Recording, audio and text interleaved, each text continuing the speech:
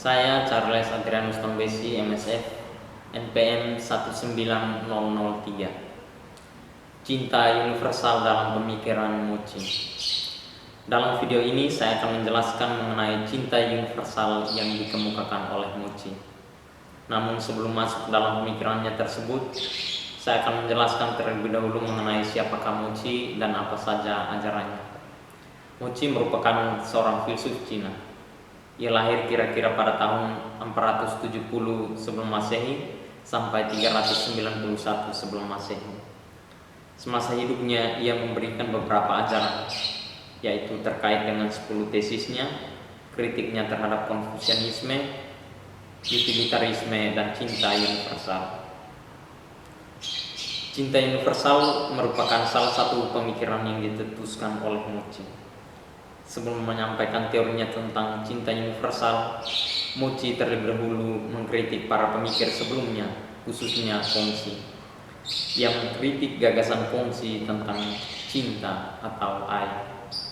Baginya, konsep cinta yang dikemukakan oleh Kongzi membuat manusia terbagi ke dalam kelompok-kelompok tertentu. Menurut Mochi, struktur pembagian masyarakat yang dibuat oleh Kongzi ini membuat orang sangat terikat pada kelompoknya sendiri. Bila manusia sudah masukkan dirinya dalam kelompok tertentu, maka akan sangat sulit untuk membuka diri menerima kelompok yang berbeda dengannya. Akibatnya, orang akan cenderung membabi buta membela kelompoknya, walaupun dibela itu belum tentu mengandung suatu kebenaran universal. Inilah bahaya dari konsep cinta yang dikemukakan oleh Kongzi. Nah, berangkat dari sinilah Mochi menawarkan pemikirannya mengenai cinta universal atau Jian Ai. Menurut Mochi, cinta itu harus universal. Dengan cinta universal atau Jian Ai ini, manusia tidak lagi terikat secara ekstrim dengan kelompok yang dianutnya. Boleh dikatakan juga bahwa cinta universal ini adalah cinta yang ideal. Mengapa? Karena dengan cinta universal ini, seorang mencintai orang lain dengan kadar yang sama. Contohnya, seorang gelandangan yang berkeliaran di jalanan harus dicintai sama seperti seorang pejabat negara. Begitupun sebaliknya.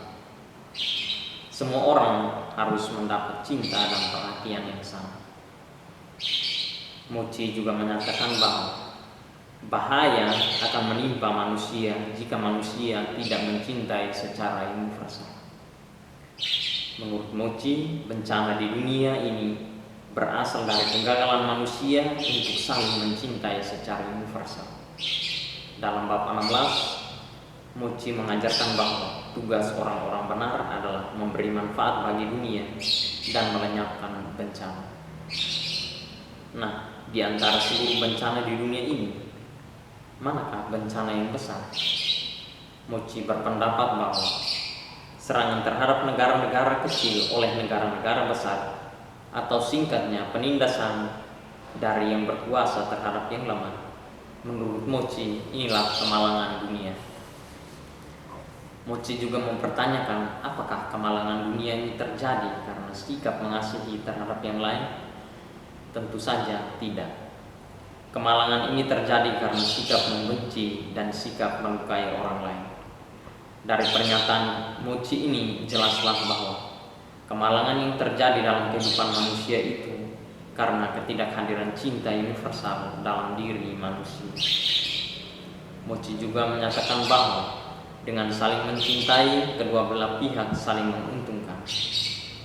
Ia memberikan contoh bahwa jika negara-negara dan kota-kota tidak saling menyerang satu sama lain, dan bila kelompok-kelompok dan individu-individu tidak saling merugikan satu sama lain, apakah hal ini suatu bencana atau manfaat bagi dunia?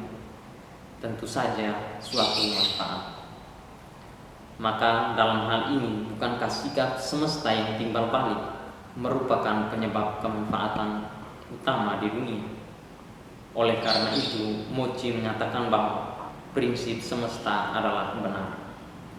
Ajaran Mochi ini sungguh menggugah dan menghantar pada suatu kesadaran baru bahwa dengan mengaplikasikan cinta universal, tak akan ada pertikaian dan kemalangan yang menimpa dunia.